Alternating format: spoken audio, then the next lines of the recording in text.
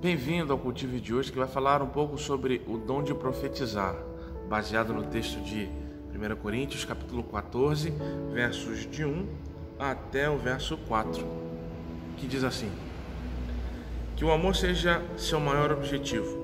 Contudo, desejem também os dons espirituais, especialmente a capacidade de profetizar.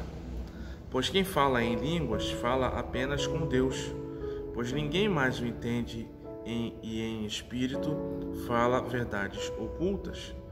Mas aquele que profetiza fortalece, anima e conforta os outros. Quem fala em línguas fortalece a si mesmo, mas quem profetiza fortalece a toda a igreja. Interessante o texto começar falando sobre o amor sendo o maior objetivo e depois ele continuar falando sobre dons e falar sobre o dom de profecia. Entre o dom de profecia, você percebe que tem uma disputa aqui entre o dom de profecia e o dom de falar em línguas. E o que está claro para nós aqui é que o dom de profetizar ele vai ser uma manifestação de amor muito maior do que o dom de falar em línguas.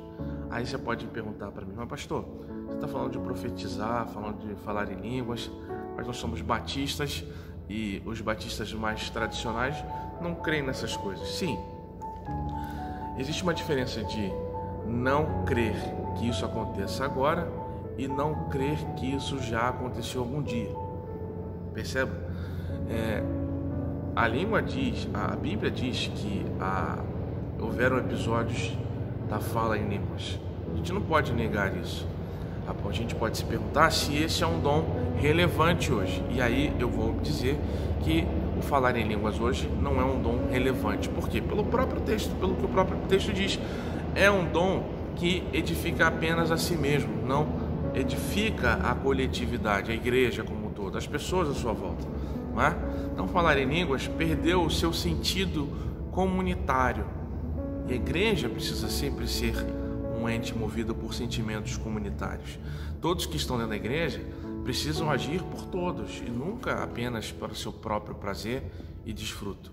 Então, o que traduz o melhor sentimento da igreja é a coletividade, não é a individualidade. Portanto, o caso de profetizar acaba sendo mais interessante, mas a gente precisa entender direito também esse profetizar, não é? Porque o profetizar para muita gente é aquela fala futurista, a adivinhação do futuro, a antecipação dos acontecimentos que virão à frente, não é? Não é esse tipo de profecia que o apóstolo está falando aqui. Nós estamos falando de uma profecia que dignifica o conteúdo, ou melhor, que representa o conteúdo que Deus comunicou a nós. Vamos melhorar isso daí. A profecia aqui é o compartilhamento daquilo que Jesus ensinou e daquilo que Deus quer que a gente faça, ou seja, profetizar é o mesmo aqui que pregar. Profetizar aqui é o mesmo que ensinar a palavra. Por isso que o texto diz que aquele que profetiza fortalece, anima e conforta os outros. Por quê? Porque ele está sempre trazendo ao diálogo, à conversa, a palavra divina, porque ele sempre está trazendo as verdades bíblicas, porque ele está sempre refletindo nos ensinamentos de Jesus. Então, o profeta de hoje em dia não é o que fala do futuro. O profeta de hoje em dia é o que fala da Bíblia, daquilo que está registrado, daquilo que já está ensinado. Por quê? É disso que nós precisamos para nosso fortalecimento, encorajamento, enfim, para o conforto nas angústias. A verdadeira profecia não é a futurista. A verdadeira profecia é aquela que fala da palavra de Deus. Mas existe um pouco de futuro na nossa fala. Claro que existe. Por quê? Porque falaremos também da volta de Jesus Cristo. Essa é a certeza absoluta que a gente tem e não precisamos de outra. Portanto, a volta de Cristo é a nossa convicção, é a nossa antecipação do futuro. É o que você sabe que vai acontecer.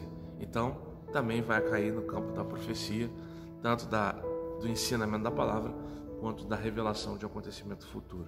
Mas que sejamos profetas de Deus ao falarmos da sua palavra, que conforta, que edifica e que ensina sobre aquilo que Deus quer e espera de todos nós. Seja profeta assim, que ama o que faz e faz por amor aos outros e não a si mesmo. E que Deus te abençoe.